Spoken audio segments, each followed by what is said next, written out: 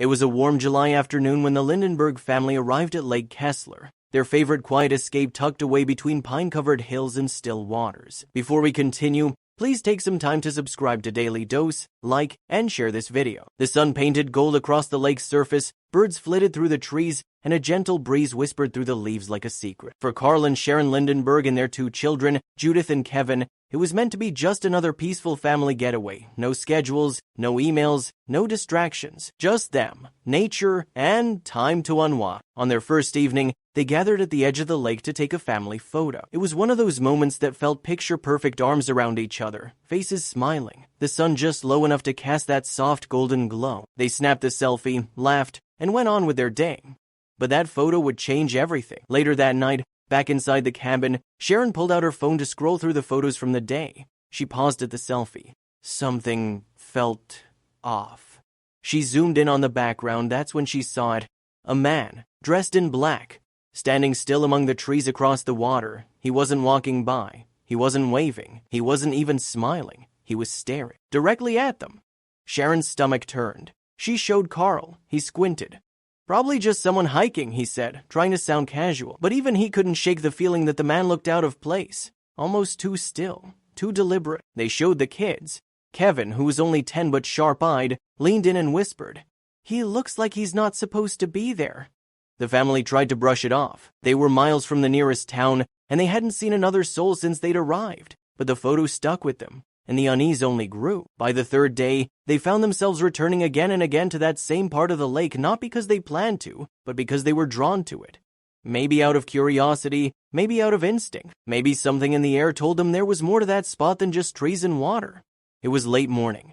They had packed a lunch and brought a frisbee. The kids laughed, the sun sparkled on the lake, and everything seemed normal again, until it didn't. A sound faint but unmistakable echoed from the woods behind them, a low, strained cry. Not an animal, not a bird, a human voice. Sharon stood up immediately. Carl turned, scanning the forest. "Did you hear that?" Kevin was already walking toward the sound. "Wait!" Carl called, but the boy didn't stop. He was already deep into the trees, drawn toward the sound like a thread was pulling him. Judith and their parents followed quickly, calling his name. But Kevin was fast, and he had already disappeared into the woods by the time they caught up. Through dense trees and over uneven terrain, Kevin ran until he stumbled upon something unexpected. A primitive shelter made of long branches, pine boughs, and an old fishing net. A small campfire sat in front, still smoking slightly. Someone had been here, very recently. Kevin's breath caught. He turned to call for his family and felt a cold hand touch his shoulder. He froze. Turning slowly, he found himself face to face with a weathered old man with tangled hair and a long, wild beard. His clothes were ragged, his face sunburnt, but his eyes were alert, calm, and oddly kind. Kevin stepped back. "Dad?" he called out, voice trembling. Carl and Sharon arrived moments later, breathless and wide-eyed. "Get away from him!" Carl shouted. The man raised both hands slowly. "It's okay," he said softly. "I'm not here to hurt anyone." Carl stepped protectively in front of his son.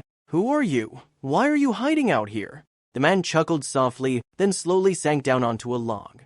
"If you have a few minutes, I'll tell you everything." And they listened.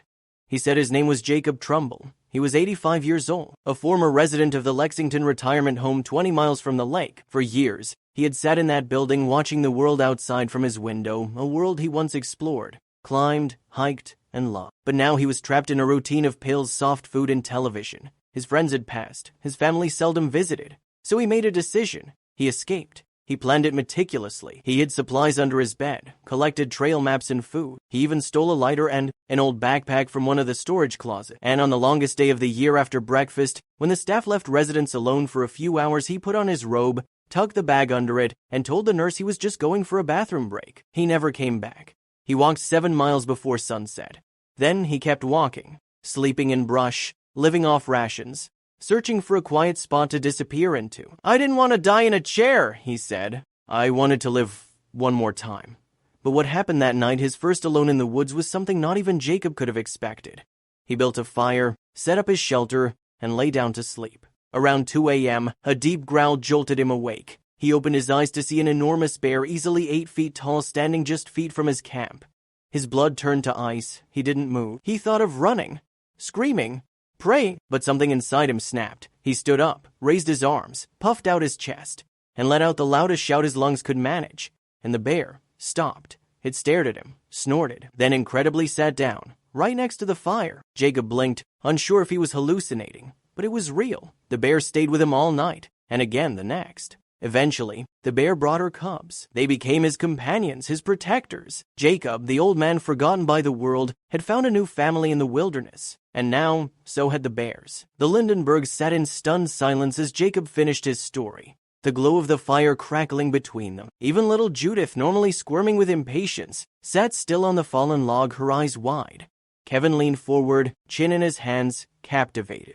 "So," Jacob said with a tired smile, "I guess I've made a home out here. The bears don't seem to mind." Just then, as if summoned by the telling, the underbrush rustled. The mother bear emerged calm, majestic, and far less threatening than Carl would have imagined. Her two cubs toddled behind her. She made a low grunt, as if greeting Jacob, then sat beside him with a heavy huff. The cubs plopped onto the earth near her feet. Sharon instinctively reached for her son, but Jacob raised a reassuring hand. "They won't harm you. They're curious. She's just saying hello." The family watched in awe. It was a surreal sight, this old man, barefoot and dirty, sitting side by side with a massive wild bear as if they were lifelong friends. Carl cleared his throat. "Jacob, this life you've made here, it's remarkable, but winter's coming. It gets brutal up here." Jacob nodded. "I know, I've thought about that. Wasn't planning on surviving it, to be honest. Figured I'd let nature decide when it's my time." "No," Sharon said softly. "You don't belong alone out here like this, not when there's another way." Jacob raised an eyebrow. "Another way?" The family looked at each other. It was Kevin who spoke first. "We have a cabin," he said. "It's ours, deep in the woods, not far from here." "It's our family's," Carl explained. "Been in our name for generations. We come here once a year, but the rest of the time it just sits empty." "It has a wood stove," Judith added quickly, "and blankets and food." Jacob's eyes sparkled, but he looked down. "You're offering me a place to live?" Carl nodded. "You wouldn't notice a thing. Just stay warm. Be safe. That's all." The old man was quiet for a long moment. Then he said something the family would never forget. "You know," he began, "for years I believed the world had forgotten me. I wasn't anyone's father anymore. My friends had all left. I figured I'd die like a leaf falling in the woods, quiet, unnoticed." He looked at the children. "But you heard me. You saw me. You came." Tears welled in Sharon's eyes. "You're not forgotten, Jacob. You matter."